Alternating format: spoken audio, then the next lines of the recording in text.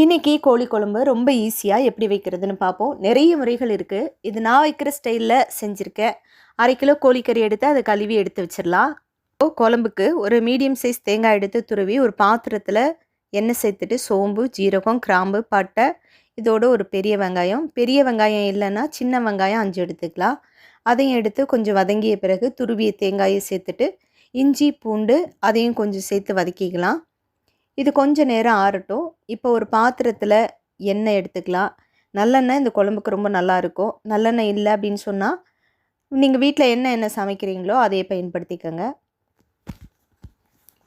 இப்போ எண்ணெய் காஞ்சதும் சோம்பு, கிராம்பு, பட்டை, பிரியாணி இலை இதை போட்டு பொரிய விட்டுருங்க. அதுக்கப்புறமா 2 பெரிய வெங்காயம், 2 தக்காளி இதையும் நறுக்கி அதை சேர்த்து வதக்கிக்கலாம். இதில் கழுவி வச்சுருக்க கோழியும் சேர்த்து மஞ்சத்தூள், கொஞ்சம் உப்பு சேர்த்து வதக்கணும். இது இப்போது 3/4 பங்கு வதங்கிய பிறகு அதை எடுத்து தண்ணீர் சேர்த்து குக்கரில் 2 விசில் வர வரைக்கும் வேக வச்சிடலாம்.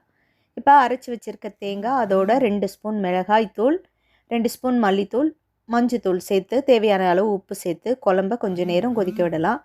இப்போ இந்த ஸ்டேஜில் குக்கரில் வேக வச்சுருக்க அந்த கோழியை எடுத்து சேர்த்து கொதிக்க வச்சு இந்த மாதிரி எண்ணெய் பிரிஞ்சதும் குழம்பு தயாராகிடும். இப்போ இதில் கொத்தமல்லி தலையை அப்படியே தூவி குழம்ப இறக்கிடலாம். குழம்பு தயாராகிடுச்சு. இதே மாதிரி செஞ்சு பாருங்கள்.